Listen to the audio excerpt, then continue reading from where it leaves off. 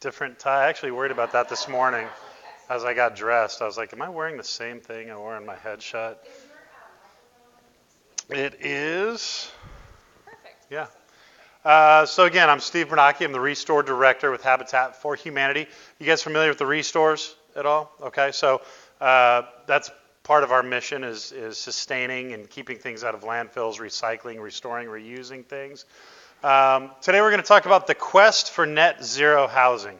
I had this crazy idea a couple of years ago that we should be able to build a house that costs next to nothing and costs the homeowner next to nothing to live in. We haven't quite got there. That's why it's still a quest. So how building for sustainability changes our city's landscape. We'll talk a little bit about the community and how we're changing it.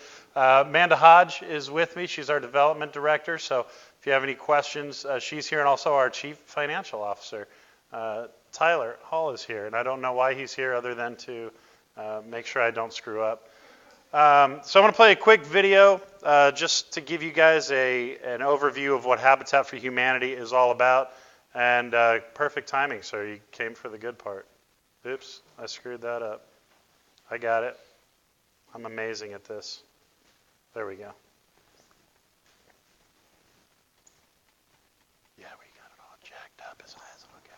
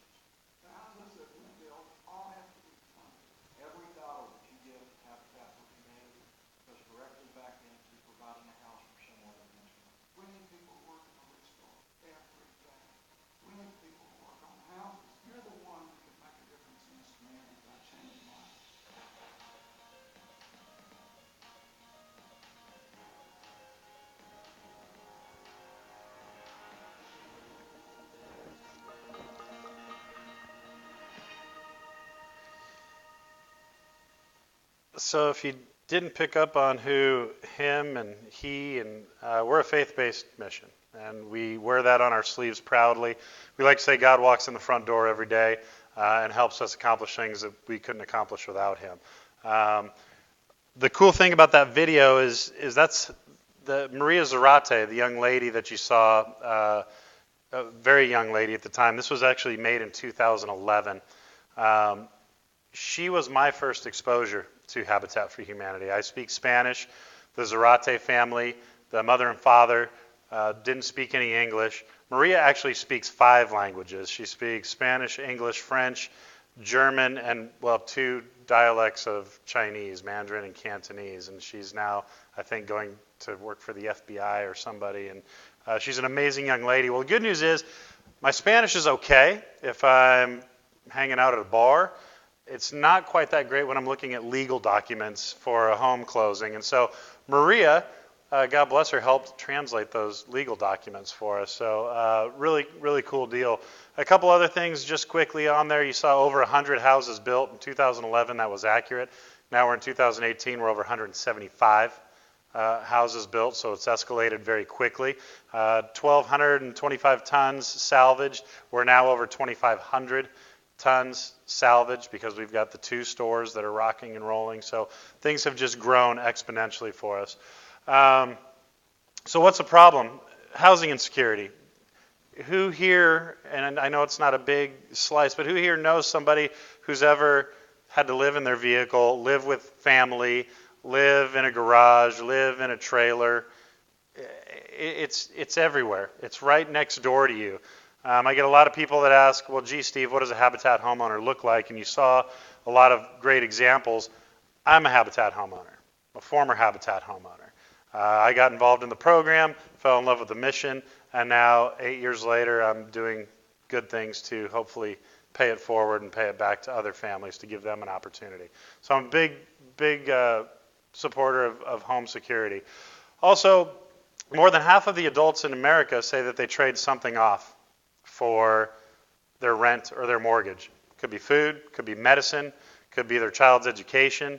So it's right next door. And if you don't see it, just look around a little bit. And if you go to church, if you go into other community groups, you're going to find somebody that has just had a hard time, whether it's divorce, whether it was a family member passing away, whether it was an illness. There are a multitude of reasons why people find themselves in the position they find themselves. We're hopefully here as a group, as a community, to get people out of that deal. So what's our answer? Well, we're seeking to put God's love into action by bringing people together to build homes, communities, and hope. Sounds very simple. I wish it were that simple. But you guys are going to be part of that whole concept of bringing people together to build these communities and hope. So part of that answer, you'll notice there, and I should have changed this slide because I love to ask groups, how many homes do you think we give away every year at Habitat for Humanity? Ballpark. Bingo. It is a mortgage. These people are buying and purchasing their home. The key to it is we give them a 0% interest mortgage. Who in here has a 0% interest mortgage on their home, their car, their boat? I have a 0% interest mortgage on my mattress. Yes, I financed a mattress. But that's the only thing that I have a 0% interest on. Other than, again, I had a Habitat home. I paid, my principal was $167.77 a month for my 934 square foot, 3-bedroom, 2-bath, little bungalow house on about a quarter of an acre in North Little Rock. After taxes, insurance, all in, I was about $264 a month.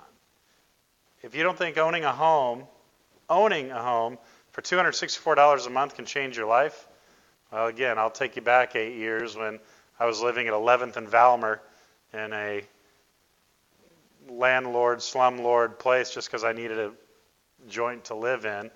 And then flash forward 8 years and I'm married and I've been able to pay that home forward to another low to moderate income family who's now living in the house.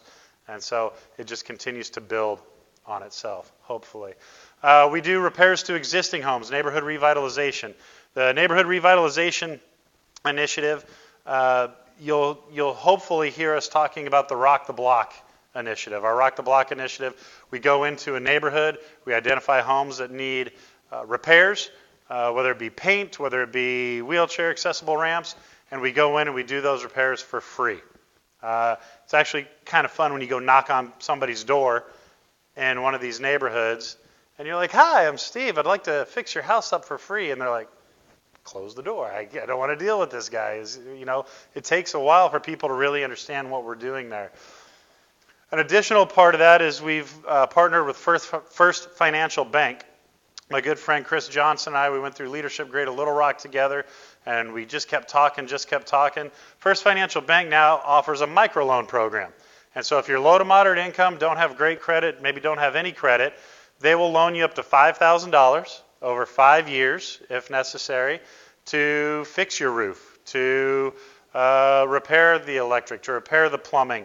Whatever the house needs, you can get. I think the max somebody's ever going to pay is like $84 a month, and they can get those major repairs done. And so we're looking for other partnerships within the community based on this guinea pig model that we put together to continue that. And then the other cool thing about what we do is we're locally governed. Our board of directors is a volunteer group of men and women, and we have our own local budget here in Pulaski and Lonoke County.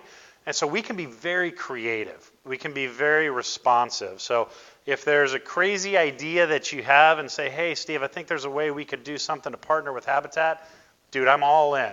The crazy ideas are my favorite ideas because that's where cool stuff comes from. So the benefits of sustainable homes, we want to minimize the impact on the environment, maximize the homeowner's ability to pay for the home and be efficient. So you've got health benefits. Living at 11th and Valmer, I had holes in the floor. There was no ventilation. I had a window unit. I mean, that could not have been a healthy place for me to live. We build all of our homes Energy Star 3 or better with LEED principles. And so you've got clean air. We do the blow tests on the doors and the windows to make sure that that house is super airtight like a thermos. The human engineering of it, as opposed to having a studio and you've got your whole family jammed in a studio, we try to design the homes so there's some feng shui, for lack of a better term. That just makes me sound fancy. But it really is about human engineering and making sure that the home is livable for a family. Reduction of costs. We use a lot of volunteer labor. We get a lot of items donated. Our windows, our drywall, our lumber we get at cost through partners. We try to keep those costs down so that A, the homeowner can have that $200-300 a month mortgage, and then with all the human engineering and health benefits, it also reduces their cost of utilities, which we're going to talk about here in a moment. Ease of transportation. As you guys see Little Rock, and if you're familiar with Little Rock, you know that unfortunately it's kind of rotting from the inside out. It just is what it is. And there's a really grand opportunity to come back into downtown and the historic districts and the love neighborhoods and all these areas, and instead of shipping all of the folks out into the suburbs and packing their tax dollars and their coffers, to regrow the population in Little Rock. For those of you who may or may not know, Little Rock has had virtually the same population for the last 50 years, hovers right around 200,000. The city of Little Rock. But it's grown in area 6 times. It's gone out to West Little Rock. It's gone all over the place. So you take the same tax pool, but you spread it over 6 times the area. Well, you know, how hard is it to collect garbage and police the area and fire departments and all those things? So let's figure out a way to bring folks back into the heart of the city. Let's grow the tax base. Let's grow the population to 250,000 people. And oh, by the way, all that traffic that happened this morning, instead of people trying to get in from Cabot and Sherwood and West Little Rock, now they can ride their bike to work downtown. So that's part of that. Reduce per capita energy consumption. We partner with Entergy. We partner with North Little Rock Electric. We partner with First Electric Co-op. All of them do something with Habitat. Entergy donates light bulbs to the Restore that we can sell LED bulbs for $0.25 a piece so that we can get these into these homes that are probably still burning, you know, fluorescent lights or the old bulbs, and now it can reduce the pull on the entire grid. And then obviously a larger, more diverse labor pool because you, again, regrow the center of the city and you make it easy for people to live 5 minutes away from where they work, play, everything else. So this is kind of what it all looks like, our holistic view of sustainable housing. As you work your way around the wheel, I mean, whether it's Energy Star windows and appliances, energy goes into water, goes into the quality, life quality, goes into low flow toilets, showers, landscaping. We use on these smart homes that we're going to talk about, we use water reclamation barrels, and we use natural grasses so that we're not pulling, again, off the grid and wasting water and all those things that we're trying to create sustainable housing with. Low VOC materials, we design smaller homes so that we use less materials, so that we leave a smaller carbon footprint. So that's kind of the graph, the flower. And then as you get into the benefits, they just build upon each other. So we go, okay, great, Energy Star, what does that mean? We're energy efficient, we're healthy and safe. You move to green building programs. Well, we got the first two, but now they're also durable and they're water efficient. And then you move to sustainable communities as a whole, and you start getting environmentally responsive and responsibility, and then the whole community is sustainable. And we're going to talk about one of these pocket communities here in just a minute. So that sounds great, Steve. Awesome. Unicorns, rainbows, angel tears. But is it that easy? No, it's not that easy. When we first started getting into these smart home ideas and these tiny home ideas, I'm definitely a shoot, ready, aim guy. And that's just good. Thank goodness I've got some ready, aim, shoot guys on my team to keep me grounded from time to time. We had this grand idea. I had this grand idea with some of my friends. We were going to build homes out of storage containers. Saw them all over the internet. Looked amazing. I mean, how cool is that? The storage containers are the aluminum can of the world when it comes to shipping. They just are. They're everywhere. There's millions of them in the United States just laying around. I'm like, best idea ever. We're going to crush it. Yeah, so we designed one. It was a really cool design. Cromwell Architects helped us, and we're like, we got this. We got gardens, and we had solar panels, and yeah, it was going to cost us about $250,000 to build this stupid thing. And so we backtracked off of that. Also, we couldn't find a neighborhood. The city of Little Rock is like, dude, you're not putting that in Little Rock. And North Little Rock's like, yeah, no, we're good on that whole thing. So finding a neighborhood, we finally did get the Hillary Clinton Children's Library to say, hey, you can have some of our land if you want to build a proof of concept. So we're still working through that, and we may get there someday. But there's minimum square footage requirements a lot of times in cities. Are there utility connections? Do we have to run the infrastructure? Because that can become cost prohibitive for a nonprofit. Roof slant. With the storage containers, okay, well now do we have to create a 12-4 slant? Or do we, can we have a flat roof? A lot of cities want you to have a minimum requirement on your roof slant. The foundation, were we going to bolt this thing in the ground? How was that all going to work? The cities were concerned about that. Parking in the front yard, this is actually interesting. North Little Rock, where we eventually built our first small home, they were down with everything except our original design. We had the carport in the front and a nice little porch where people could sit.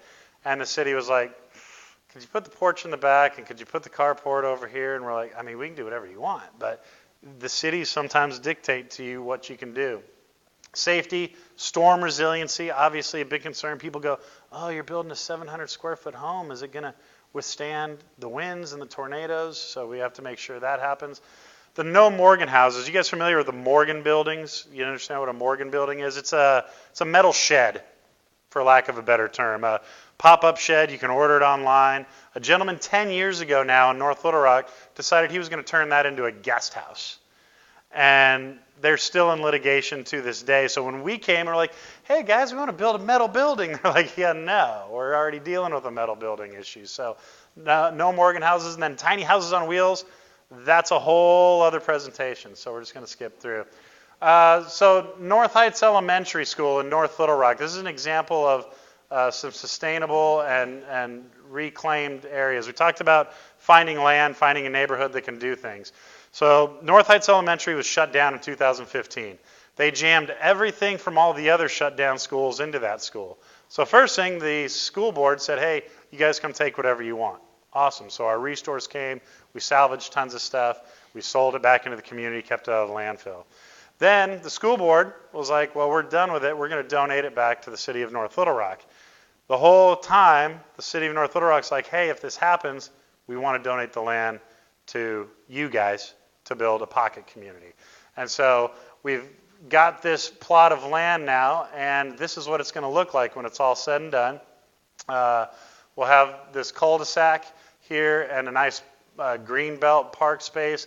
You can see all the yards are going to be nice and big, but again, we're going to build them all with LEED principles, so they'll have natural grasses, things that we're not going to be putting in sprinkler systems and blowing water all over the place. We also have a similar plan about to happen up in Cabot, because we cover Pulaski and Lonoke counties. The other cool thing about doing a pocket community like this is it reduces on our side what we have to do. Right now, we kind of do fill-in builds all over the city. If somebody donates a lot, we're going to go build on that lot. Something like this is a first for us, where we can go in, we can lay all the foundations, all the infrastructure all at once, which is a huge cost reduction and a huge reduction on the impact to the surrounding area. So we're pretty excited about that. Keep your eyes peeled. You should be seeing it on the news. So we're going to talk about the very first small home. So LEED certification. LEED certification, we have to be over 1,000 square feet to be LEED certified. Our small homes are 700 square feet. To be a true tiny home, it's got to be less than 500 square feet. So we're kind of in the middle there. This is a 700 square foot small home. We cannot get LEED certified.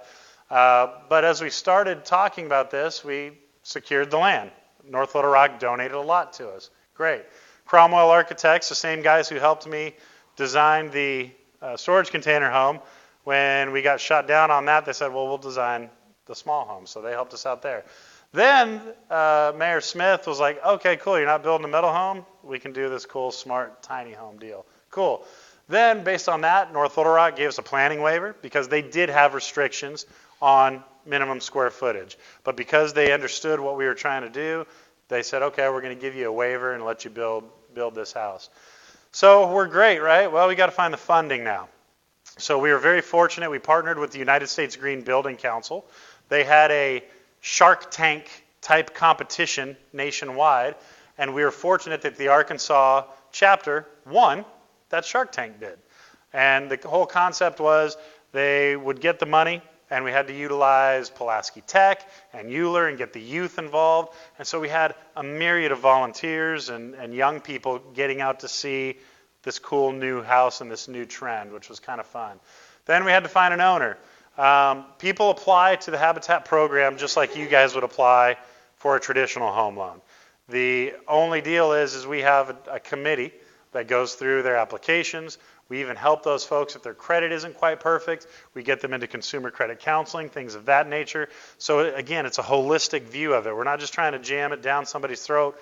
We want them to be successful. If we know they're not going to be successful right away, we help educate them to make them successful so that they can stay in the home as long as possible. Then we start building it, and in February, on February 2nd, we did the dedication of this small home. Seal Energy Partners, they actually donated the solar panels for this home. We had Cruz and Associates. I'm going to get to the list of, there we go. CenterPoint Energy helped us with tankless water heaters, and North Little Rock gave us the land. Cruz helped with the funding. USGBC helped with the funding. Seal, Cromwell, All Electric donated everything inside, the wiring, the switches. They even helped us procure all the sinks and plumbing, which was really kind of cool. So, it took a big group of folks to make a little tiny home, which I think, is cool to kind of see. And then this is Raymond Donaldson. We were very fortunate, based on all the things we did with the USGBC, that we won the Innovative Residential Project Award for Raymond's house. Raymond, as you can see, and I'm taking these words out of his mouth, he's not a tiny guy, but he's living in a tiny home. And he's a really cool cat, because he said, this house is going to make me want to get smaller. And he has already lost like 20 pounds living there. He does a community Bible study after school with the kids. His next door neighbor, Lee Wilson, is also in a tiny home. They talk to each other, and that's where that whole like-mindedness comes. So that's Raymond. We love him. People got word of his story, and we had some donors that gave us couches and kitchen tables, and there was just this outpouring of joy and gratitude and excitement for Raymond and our first tiny home. So Mother Teresa once said, "I alone cannot change the world, but I can cast a stone across the waters to create many ripples." That's what we do. I often use the analogy, and if you haven't heard this, there was a father and a son walking down the beach one day, and there's thousands of starfish washed up on the beach, and the son's just picking them up and throwing them in the ocean one at a time, and finally his dad says, "Son, what are you doing? Like, there's thousands of these." He's like, "Well, saving starfish." He goes, "Son, what possible difference could you make with all this?" And he picks one up. He goes, "I'll make a difference to this one." And that's what we do. We're checking starfish. We're making ripples, and we need lots of help to do that. And so hopefully this conversation has created some ideas in y'all's minds, and even if it's not you, if it's a dot that we can connect with somebody else that might be able to help us, we're always looking for more ripples and more starfish to save. So with that, thank you so much. I'll take any questions that you guys might have. So you said you're in Pulaski County? So yeah, a couple years ago we actually changed our name from Habitat for Humanity of Pulaski County to Habitat for Humanity of Central Arkansas because we absorbed Lonoke County. And we're debating and talking, but we are hoping to pick up Perry County as well, and just continue to grow the mission. In the state of Arkansas, there are 75 counties, but there are only 17 Habitat affiliates. Unfortunately, it does cost money to build homes, so you'll see those affiliates around Jonesboro area, Fayetteville area, Central Arkansas and the surrounding areas. So, there's got to be some semblance of wherewithal financially to really make an affiliate go. That's with the Restores. They're one of our main fundraising arms too, which is kind of cool. How do you actually calculate the home value when you sell? So it's a good question. So we look at three things. Well, let me answer your question directly. The home value is the home value. We have an appraisal for the homes. I'll be honest with you, the first small home we built appraised for about 60% of what it cost us to build because we were learning how to do this. Second one we built didn't cost as much, appraised for a little bit more, but again, as we build more and more and more in a neighborhood, property values go up. So for the mortgage payment, we look at three things. We look at 25% of somebody's gross income. We look at what it costs to build the home, and we look at what the home appraises for. Whatever the lower of those three numbers is what we sell the house to the homeowner for. So in Raymond's case, he didn't make a whole lot. So 25% of his gross income was going to, not be a lot. But then the house didn't appraise for a whole lot because it was the first one. I don't want to lie to you guys, but I think Raymond's house payment all in is like $212 a month. Not to mention the fact that the solar panels, the water reclamation barrels, the high efficiency HVAC system, we were at his home dedication, his meter's running backwards. Because North Little Rock's got a program where we can actually sell the energy that he's producing back into their grid. Entergy, we're not there yet. First Electric Co-op, we're talking to them about doing the same thing. But it's kind of neat to watch a dude's meter run backwards. I think his first energy bill is like $9. And now that summertime's hitting, he'll be earning credits. So if it comes wintertime and he's got to turn on the heater, which is still, again, high efficiency. Negative 14? Is that what it was? Yeah. So that's the quest for that net zero home, getting us to a point where we can move somebody in and all they have is their mortgage payment, and trash and water you can't kind of get away from, but that's the concept. What's going on with the Energy Star program? I remember just hearing something in the news a few months ago that they might be getting rid of it. Well, I think what's happening is that people aren't understanding it, and it's almost like McDonald's. You know what McDonald's does. So It's not so much that they're getting rid of it, they're getting rid of some of the different tax credits that come along with if you're Energy Star 3, 3.5, 4, 4.5, 5. So they're not putting as much of a focus on it. I read the same kind of thing, but we're still in the dark. Not really sure how it affects you. Well, how it affects us, here's the deal. What we do here in Little Rock, Arkansas, not every habitat does. And when I say that, the mission is to build simple, decent, affordable homes. Okay, simple, decent, affordable homes can take on a lot of different machinations. We have dedicated ourselves over the last 6 years specifically of not just building simple, decent, affordable homes, but we've taken that affordable part and we want it to be affordable from the utility standpoint, so we're making them very high efficiency homes. And that's where we do the door blower tests, and we have dedicated ourselves to try and get to Energy Star 4 by 2024. We're at like 2.5. We just hit our first 3, but I don't know what that's going to mean if it goes away. Like, then do we go over to LEED and start working more on LEED principles as opposed to Energy Star principles? Bottom line is we're going to do whatever we can to make that thing like a thermos. I think our houses are 2.5 or 3 times more efficient than Habitat International's default. Correct. Yeah, we take it to a whole other level, but we've got, our construction supervisor, he's just passionate about it. He wants to make sure that these folks aren't spending a whole lot of money on utilities. So